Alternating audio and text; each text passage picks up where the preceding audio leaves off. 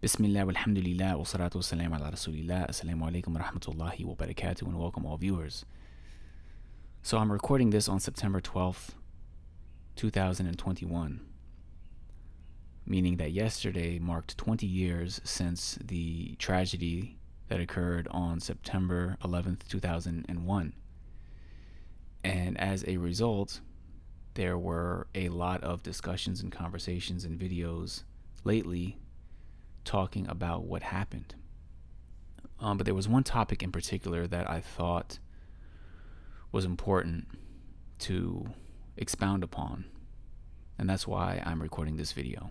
And that topic had to do with how Islam was basically preached differently before 9/11, but then after 9/11, the types of speeches that were given, khutbahs, just a lot of the rhetoric and da'wah and way Islam was discussed was it was changed. It was noticeably different. Now, I myself didn't embrace Islam. I was not a Muslim until about 7 years after 9/11 happened. But I was 15 years old on September 11th, 2001. So I clearly remember what happened and how much things changed. But I didn't know any Muslims. So I really didn't even know about Islam until 7 years later. But specifically, I wanted to share my experience as a non-Muslim at that time, because there are adults now who were not even born when 9/11 happened, which is, subhanAllah, time flies. It makes you feel kind of old, but that's the reality. So it is something that I think the younger crowd needs to be aware of, because it's history that was not that long ago, and it still affects us today as Muslims in the West and Muslims around the world. So much happened. And also, I think it's a good reminder, because a lot of these things I forgot. So without further ado, I was 15 years old, and I remember I was in high school. I was in 10th grade, and I was in science class, and there was an announcement saying that we were going to be let out early. And everyone was confused, like, what do you mean we're getting out early? And somehow word spread that there was this, some sort of attack on the World Trade Centers. So we were going to be able to go home. Now, the reason our high school in particular got to go home was because it was on an army base. I grew up on Fort Meade, which is in Maryland, and on Fort Meade there is the NSA. So they said, this they might try to attack Fort Meade or NSA, or something might happen. So we got out of school early that day. And as soon as we got home, it was just all over the news. Now remember, 2001, this was before smartphones. The news obviously was a major source of where we got our information. And it was just nonstop on the news, showing images of the towers falling, the planes crashing into the buildings, and tragedy just nonstop. And you could see on the pain on everyone's faces, and like the news anchors, and how distraught everyone was. And there was just this feeling across the country of, like, I don't even know how to describe it, but this was like, this sort of changed everything. I actually had a teacher in college about 6 years later who, she viewed the world, actually, she viewed history as pre 9/11 and post 9/11. That's how powerful that event was, and how much things changed for people. And she was a non-Muslim, so I can only imagine and hear from Muslims regarding their experiences. So one of the main ways that this changed, now I can't speak for other people, but me going to high school on a military base, I grew up on Fort Meade, but by the time I was in high school, we moved just outside of Fort Meade. So I used to have to drive a few minutes to get on to the military base and then go to school. And up until 9/11, 2001, you could come and go freely. There were no gates, there were no guards. You could go on base, off base. It was just sort of like driving through another neighborhood. But literally the next day we started going to school. there's a gate up. There were armed guards. They would actually search our cars. We would have to pull over, show our IDs, pop our trunks. This happened immediately after 9/11.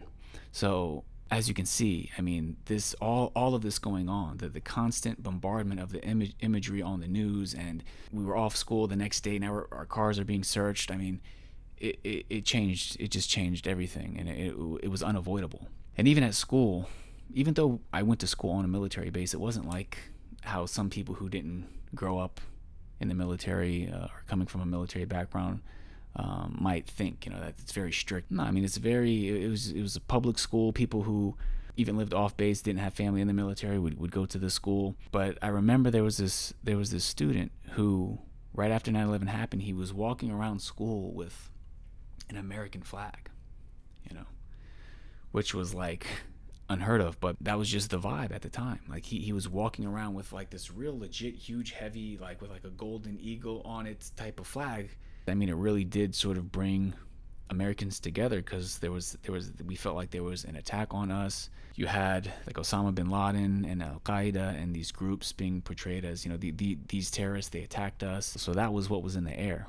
I wasn't like this real academic, studious person who knew about politics or was interested in foreign policy. I didn't know about religion. I didn't know any Muslims at the time. But one thing that did happen is, no doubt everyone knew the word Islam.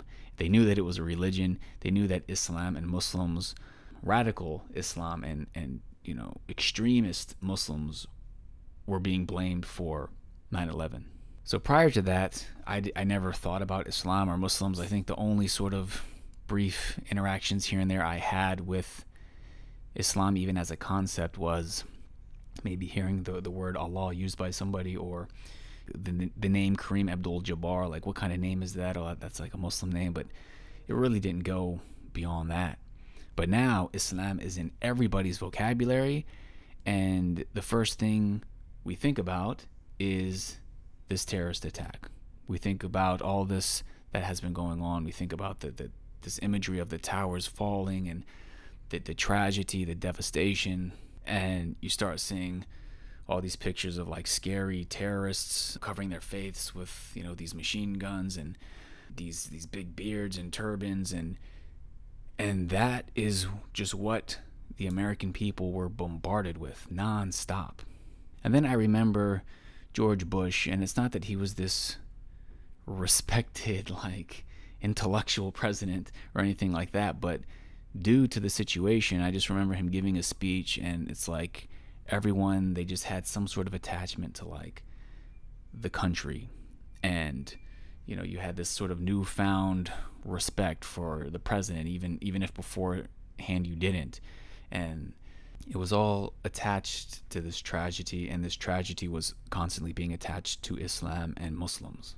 So during this time, again, me being a teenager, just consumed in my own selfish desires in life, I didn't really pay too much attention to like really diving into all of the specifics about what was going on overseas or Islam or Muslims or anything like that. But I do remember what I did come across. I do remember seeing on the internet, before social media, it was like discussion boards and chat rooms and stuff like that.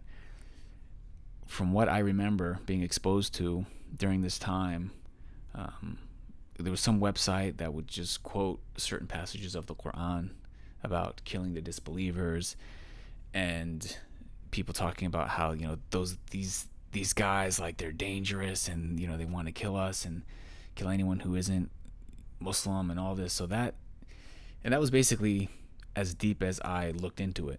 And one of the reasons I'm sharing this is to let you know, I mean, this isn't like an isolated case for me. I'm sure countless Americans, countless people around the world had a similar experience. This is what they knew about Islam. This is how Islam was introduced to them.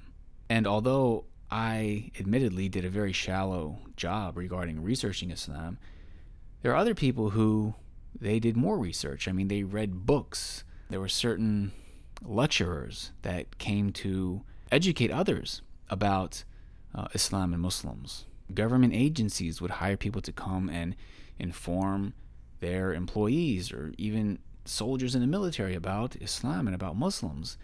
And unfortunately, a lot of what people got at that time, it was from the perspective of Islamophobes.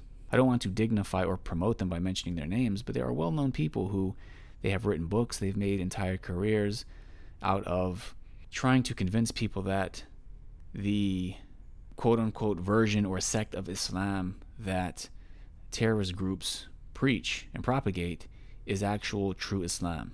Now I can say, after having studied and practiced Islam for over a decade, that it's well known you have these astray, deviant groups and sects. This is something that isn't new. It's been around for hundreds of years, and Islam has a very academic, intellectual history where the preserved understanding of the divine revelation has been passed down and explained, and deviant groups have been refuted. But looking back now, I can see the majority of the world that was now being introduced to Islam for the first time at a real significant level, they were being introduced to it through a deviant group, through an incorrect understanding. And there were non-Muslims who were actually even making careers out of propagating that. However, when you learn Islam properly from the scholars who are upon the Quran and Sunnah, they refute these deviant groups. But such scholars weren't being given the major platforms to explain things. And of course, there are certain people who benefit from that. They can use the idea of Islam itself being a terrorist religion to their advantage. But to sort of wrap things up, I want us to consider what Muslims were going through at this time, without even getting into some of the specifics regarding laws being passed, people being detained. Just imagine what it must have felt like seeing all this propaganda spreading and then being a Muslim, surrounded by people who have been fed that propaganda. Several brothers told me about how they were treated during that time, even being in high school, about how people would come to them and say, "Why do you guys hate us?" I can only imagine how much pressure Muslims felt to portray themselves as peaceful. And this is sort of what one of the brothers had mentioned regarding how da'wah, how inviting people to Islam and how giving lectures really changed after 9/11, because there's this hyper awareness of people looking at you like you're a terrorist. And even though Islam isn't a terrorist religion, we don't believe in the deviant sects that go to these extremes, but still people will overcompensate. Some people must have felt so much pressure that they couldn't handle it. They didn't know how to deal with it. Not everybody, but I'm sure a lot of people just wanted to be accepted. And a lot of people probably spoke about the religion without even having a lot of knowledge. And there are certain factions that can also use this to their advantage, because if Muslims are going to really try to overcompensate and change their religion because they feel so much pressure and they're so scared to be labeled this or that, then there are powers that be that can use that to their advantage and try to reform Islam, try to change Islam to suit them. So I just wanted to share some of that information. I also forgot to mention about the airports and about TSA, because flying has become so much more popular and common. And the fact that we go through so much security, I'm sure a huge amount of us attribute that to 9/11, because that's when some of these changes started to take place. So that really was a huge event, and so many changes happened, and there are a lot of things that still remind us of what happened. And many people still attach that to Islam. So it played, and still to this day plays, a major role regarding how so many people look at the religion of Islam and Muslims. I will say those feelings that people had when 9/11 first happened definitely has died down. I think most people understand that there are radical factions of all types of different communities, not just Muslims.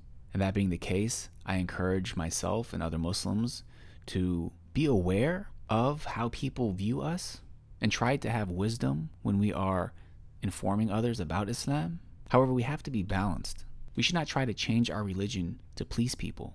We should tell them the truth about Islam. Islam is not a terrorist religion, but that doesn't mean people are going to love every single thing about Islam. But that's for them to decide. Islam is balanced. Its teachings are balanced, and the way that we practice it should be with balance.